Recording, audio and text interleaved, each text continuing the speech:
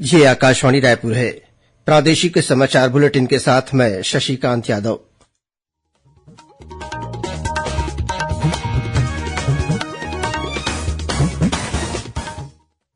और अब पेश है आज के मुख्य समाचार। सुकमा जिले के सिलगेर में माओवादियों द्वारा किए गए आईईडी विस्फोट में 2 जवान शहीद। नीट यूजी परीक्षा में कथित पेपर लीक मामले में केंद्रीय अन्वेषण ब्यूरो ने एफआईआर दर्ज की। छत्तीसगढ़ माध्यमिक शिक्षा मंडल ने जारी किए हायर सेकेंडरी मुख्य परीक्षा के पुनर्गणना और पुनर्मूल्यांकन के परिणाम। और छत्तीसगढ़ में 26 जून से वर्षा की गतिविधियां बढ़ने की संभावना।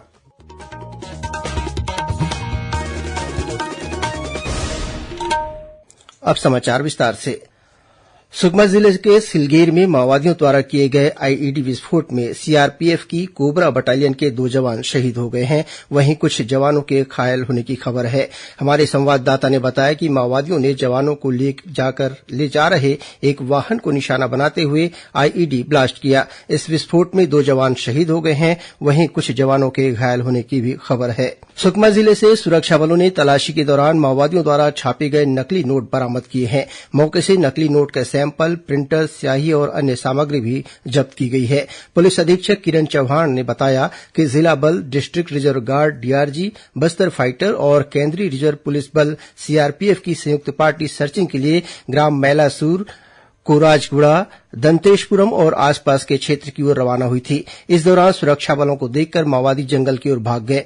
सुरक्षा बलों ने घटनास्थल के सर्चिंग के दौरान अलग अलग जगहों पर माओवादियों द्वारा छिपाकर रखे गए नकली नोट बनाने के उपकरण सहित 50, 100, 200 और 500 रुपए के नकली नोट के सैंपल के अलावा भरमार बंदूक, वायरलेस सेट, मैगजीन, वर्दी और भारी मात्रा में विस्फोटक सामग्री बरामद की है।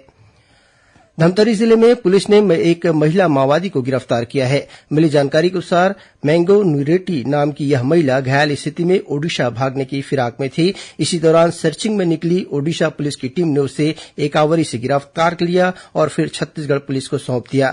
जिले के डीएसपी नक्सल ऑपरेशन आरके मिश्रा ने बताया कि पिछले दिनों डीआरजी की टीम और माओवादियों के बीच मुठभेड़ हुई थी। इस दौरान जब इस महिला नक्सली को गिरफ्तार किया गया तो उसके पैर में गोली लगी हुई थी। धमतरी पुलिस ने इसका लगभग 2 महीने तक रायपुर के मेकाहारा और फिर जिला अस्पताल धमतरी में इलाज करवाया था। बताया जाता है कि घायल महिला माओवादी मैंगो निरेटी एकावरी मुठभेड़ की मास्टरमाइंड थी और कई माओवादी वारदातों में शामिल रही है। नीट यूजी परीक्षा में कथित पेपर लीक मामले में केंद्रीय अन्वेषण ब्यूरो ने एफआईआर दर्ज की है। ब्यूरो के सूत्रों के मुताबिक यह एफआईआर शिक्षा मंत्रालय की शिकायत पर दर्ज की गई है। व्यापक जांच और बड़ी साजिश का पर्दाफाश करने के लिए ब्यूरो इस मामले में देश भर में दर्ज मामलों को भी अपने हाथ में लेने के लिए कदम उठा रही है। शिक्षा मंत्रालय ने कल राष्ट्रीय पात्रता सह प्रवेश परीक्षा नीट यूजी 2024 में कथित अनियमितताओं का मामला व्यापक जांच के लिए केंद्रीय अन्वेषण ब्यूरो को सौंप दिया था। मंत्रालय ने एक बयान में कहा है कि सरकार परीक्षाओं की शुचिता और विद्यार्थियों का हित सुनिश्चित करने के लिए प्रतिबद्ध है। यदि कोई व्यक्ति या संगठन इस मामले में लिप्त पाया जाता है तो उसके खिलाफ कड़ी कार्रवाई की जाएगी। केंद्र सरकार ने परीक्षाओं में कदाचार रोकने के लिए लोक परीक्षा अनुचित साधन निवारण अधिनियम 2024 लागू किया है। राष्ट्रीय परीक्षा एजेंसी ने पिछले महीने की 5 तारीख को नीट यूजी परीक्षा संचालित की थी। परीक्षा में देशभर में अनियमितता बरते जाने और जालसाजी के आरोप लगे थे। मुख्यमंत्री विष्णुदेव साय से आज रायपुर स्थित निवास कार्यालय में केंद्रीय आवास और शहरी मामलों के राज्य मंत्री तोखन साहू ने सौजन्य मुलाकात की। इस दौरान मुख्यमंत्री ने केंद्रीय राज्य मंत्री के साथ छत्तीसगढ़ में आवास और शहरी विकास की योजनाओं को गति देने से संबंधित विषयों पर विस्तार से चर्चा की। मुख्यमंत्री ने तोखन साहू को केंद्रीय राज्य मंत्री बनने पर बधाई और शुभकामनाएं दी। इस अवसर पर विधायक पुरंदर मिश्रा सहित बिलासपुर, लोरमी, तखतपुर और मुंगेली क्षेत्र से आए नागरिक भी उपस्थित थे। छत्तीसगढ़ के 23 जिलों में स्थापित legal aid defence council system में नियुक्त अधिकारियों के लिए बिलासपुर में 3 दिवसीय प्रशिक्षण कार्यक्रम का आयोजन किया गया। कार्यक्रम को संबोधित करते हुए छत्तीसगढ़ उच्च न्यायालय के मुख्य न्यायाधीश न्यायमूर्ति रमेश सिन्हा ने कहा कि legal aid defence council system के माध्यम से अभिरक्षाधीन बंदियों और जरूरतमंदों को उच्च गुणवत्ता युक्त निःशुल्क विधिक सहायता उपलब्ध कराना सभी की जिम्मेदारी है। उन्होंने काउंसिल से कहा कि 1 जुलाई से लागू होने वाले 3 नए कानूनों का सूक्ष्मता से अध्ययन करें ताकि विचाराधीन बंदियों और जरूरतमंदों को न्याय मिल सके।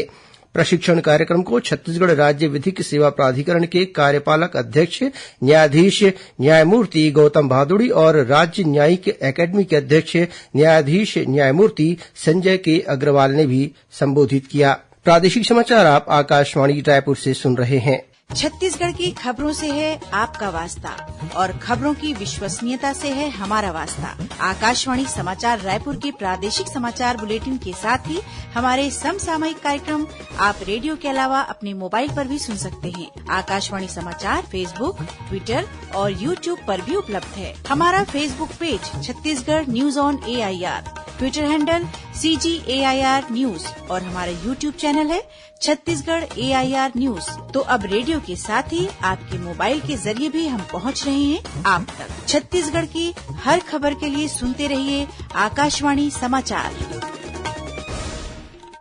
और अब आगे बढ़ते हैं बाकी के समाचारों की ओर। छत्तीसगढ़ माध्यमिक शिक्षा मंडल द्वारा आयोजित हायर सेकेंडरी मुख्य परीक्षा वर्ष 2024 के पुनर्गणना और पुनर्मूल्यांकन के परीक्षा परिणाम आज जारी कर दिए गए हैं। पुनर्गणना और पुनर्मूल्यांकन के परिणाम माध्यमिक शिक्षा मंडल की वेबसाइट पर उपलब्ध हैं। छत्तीसगढ़ माध्यमिक शिक्षा मंडल के सचिव ने बताया कि पुनर्गणना के 1084 और पुनर्मूल्यांकन के 9876 आवेदन प्राप्त हुए थे। मंडल द्वारा जारी परिणाम में पुनर्गणना के 153 और पुनर्मूल्यांकन के 4284 आवेदकों के अंकों में परिवर्तन हुआ है। डॉक्टर श्यामा प्रसाद मुखर्जी की पुण्यतिथि पर मुख्यमंत्री विष्णुदेव साय ने उनके तैलचित्र पर पुष्प अर्पित कर उन्हें श्रद्धांजलि अर्पित की। मुख्यमंत्री ने कहा कि देश की एकता को और अधिक मजबूत करने की दिशा में डॉक्टर श्यामा प्रसाद मुखर्जी का योगदान हमेशा याद किया जाएगा। उनके आदर्शों पर चलते हुए हम समृद्ध और सशक्त भारत के निर्माण की ओर बढ़ रहे हैं। बस्तर के 7,000 से अधिक देवगुड़ी, मातागुड़ी और 3,000 से ज्यादा वन अधिकार मान्यता पत्र स्थलों के आसपास वृक्षारोपण अभियान चलाया जाएगा। इस अभियान के तहत नीम, आम, जामुन, करंजी, अमलतास जैसे फलदार और छायादार पौधे लगाए जाएंगे। बस्तर के 7 जिलों में 5 लाख से ज्यादा पौधे रोपने के लिए बस्तर कमिश्नर ने जिला पंचायतों के मुख्य कार्यपालन अधिकारियों को नोडल अधिकारी बनाया है। वृक्षारोपण की इस मुहिम में जनजाति समुदाय को भी भागीदार बनाया जाएगा। कमिश्नर ने वन विभाग के सहयोग से 15 जुलाई तक पौधारोपण कार्य को पूरा करने का लक्ष्य रखा है। साथ ही कलेक्टरों को वृक्षारोपण अभियान की निगरानी करने के निर्देश भी दिए हैं। बलौदाबाजार जिले के कलेक्टर दीपक सोनी और वरिष्ठ पुलिस अधीक्षक विजय अग्रवाल ने कानून व्यवस्था को लेकर राजस्व और पुलिस विभाग के अधिकारियों के साथ समीक्षा बैठक की।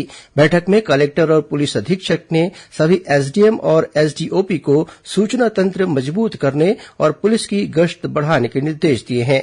उन्होंने गांवों में समय समय पर शांति समिति की बैठक कराने और धार्मिक स्थलों पर निगरानी रखने को भी कहा है। कलेक्टर ने रैली और धरना प्रदर्शन करने के लिए अनुमति लेने से पहले शपथ पत्र प्रस्तुत करने को कहा। साथ ही तहसीलदार और थानेदार को गांवों के विवादित प्रकरण के तत्काल निराकरण करने के निर्देश भी दिए। और अब पेश है मौसम का हाल। छत्तीसगढ़ में 2 दिन बाद यानी 26 जून से वर्षा की गतिविधियां बढ़ने की संभावना है। मौसम विभाग के अनुसार 27 और 28 जून को राज्य के अधिकांश स्थानों पर हल्की से मध्यम वर्षा हो सकती है। वहीं दक्षिण छत्तीसगढ़ के 1-2 स्थानों पर भारी वर्षा होने की संभावना व्यक्त की गई है। राज्य में अगले 24 घंटों के दौरान कुछ स्थानों पर गरज चमक के साथ अंधड़ चलने और वज्रपात होने की आशंका है। और अब कुछ अन्य खबरें संक्षेप में। राष्ट्रीय स्वयंसेवक संघ आरएसएस के 5वें सरसंघ चालक स्वर्गीय सुदर्शन जी की स्मृति में आज रायपुर के दीनदयाल उपाध्याय ऑडिटोरियम में व्याख्यान माला का आयोजन किया जा रहा है। इसका विषय है भारतीय परिवार व्यवस्था की शक्ति। इसमें मुख्य वक्ता हैं संघ के सह सरकार्यवाह रामदत्त चक्रधर। कार्यक्रम में मुख्यमंत्री विष्णुदेव साय भी शामिल हो रहे हैं। पूर्व विधायक और महासमुंद के वरिष्ठ कांग्रेस नेता अग्नि चंद्राकर का आज निधन हो गया। उनका इलाज रायपुर के एक निजी अस्पताल में चल रहा था। अंतिम संस्कार कल उनके गृहग्राम लभरा कला में किया जाएगा। भारतीय जनता पार्टी 25 जून को राज्य के सभी जिलों में आपातकाल काला दिवस मनाएगी। रायगढ़ शहर में स्थित रायगढ़ क्लब पर जिला प्रशासन का आधिपत्य बना रहेगा। इस संबंध में एक व्यक्ति द्वारा दायर की गई याचिका को सुप्रीम कोर्ट ने खारिज कर दिया है। राज्य सेवा प्रारंभ परीक्षा वर्ष 2022 के परिणाम के आधार पर सहकारिता विभाग में चयनित अधिकारियों की नियुक्ति कर दी गई है। नियुक्ति उम्मीदवार को कार्यभार ग्रहण करने के दिनांक से अस्थायी रूप से आगामी आदेश तक 3 वर्ष की परिवीक्षा अवधि पर की गई है। बिलासपुर की आरपीएफ टीम ने उसलापुर स्टेशन पर 2 आरोपियों को गिरफ्तार किया है। उनके पास से 18 किलो गांजा जब्त किया गया है। और प्रयास आवासीय विद्यालयों में कक्षा 11वीं में प्रवेश के लिए चयन परीक्षा 21 जुलाई को आयोजित की जाएगी। परीक्षा में शामिल होने इच्छुक और पात्र विद्यार्थी 8 जुलाई तक ऑनलाइन आवेदन कर सकते हैं। अंत में मुख्य समाचार एक बार फिर। सुकमा जिले के सिलगेर में माओवादियों द्वारा किए गए आईईडी विस्फोट में 2 जवान शहीद। नीट यूजी परीक्षा में कथित पेपर लीक मामले में केंद्रीय अन्वेषण ब्यूरो ने एफआईआर दर्ज की।